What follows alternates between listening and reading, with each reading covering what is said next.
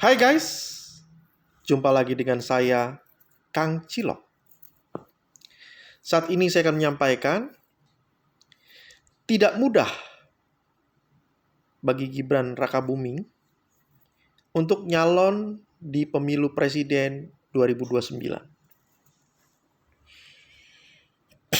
Kita ketahui, Gibran Rakabuming Raka saat ini adalah wakil presiden. Dan dia baru saja dipecat dari keanggotaan PDI Perjuangan dengan dasar tidak sesuai dengan etika partai. Nah, dengan pemecatan oleh PDI Perjuangan, otomatis reputasi Gibran Rakabuming secara politik sudah jatuh. Tidak mudah orang yang reputasinya jatuh untuk bisa bangkit kembali. Itu yang pertama. Yang kedua, partai yang dimiliki oleh Gibran Rakabuming adalah partai PSI. Ketua umumnya adalah adiknya sendiri, yaitu Kaesang. Nah, PSI untuk bisa lolos ke Senayan saja, lolos DPR saja, udah empot-empotan itu nanti. Sekalipun didukung oleh Gibran dan Kaesang, PSI saat ini basis masanya hanya sekitar 2%. Kalau sekalipun nanti didukung oleh Projo, organisasi pendukung Jokowi, tim sukses Jokowi Projo, belum tentu bisa lolos 4%. Karena para caleg PSI harus bersaing dengan caleg partai-partai yang sudah eksis, sudah mapan. Harus menghadapi persaingan dengan caleg PDI Perjuangan, Partai Golkar, Demokrat, PKB, Gerindra, ya, PAN, PKS, yang mereka masing-masing sudah punya basis massa sendiri. Dan basis massa itu dibentuk oleh partai dan caleg-calegnya. Gitu. Sementara untuk PSI masih sulit untuk tembus 4%. Sementara Gibran juga sulit untuk mencalonkan diri lagi melalui partai lain karena ya reputasinya sudah turun. Otomatis untuk dapat rekomendasi dari Partai Golkar tidak semudah itu. Karena Golkar bukan hanya terdiri dari seorang Bahlil ketua umum. Golkar adalah partai besar dengan banyak anggota, banyak organisasi di dalamnya. Tentu mereka akan menyaring calon-calon itu dari internal partai.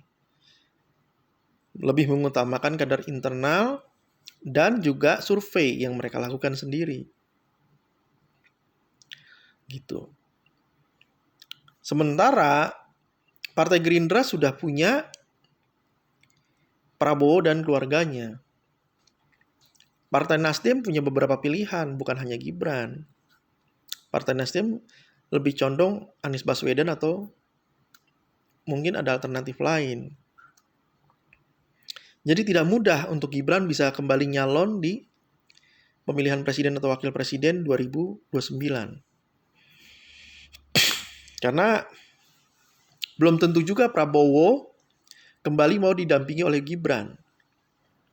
Ada kecenderungan bisa jadi lebih memilih Puan Maharani dari PDI Perjuangan, ataupun ya kalau Prabowo mau mencalonkan diri lagi bisa jadi dia lebih memilih Puan Maharani dari PDI Perjuangan ataupun AHY dari Partai Demokrat. Karena pertama Puan sudah punya partai yang besar, PDI Perjuangan. Ya minimal PDI Perjuangan punya 14-16% di DPR. Demikian juga AHY. Ya, Demokrat punya barang 8-10% di DPR ada. Gitu.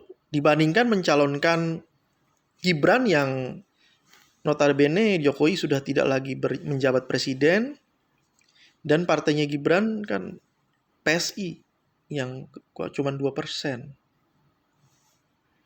Kalau hitung-hitungan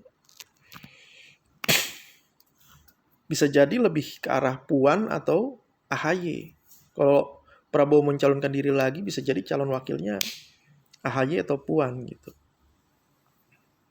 Apalagi reputasi Gibran sudah turun karena pemecatan dari PDI Perjuangan.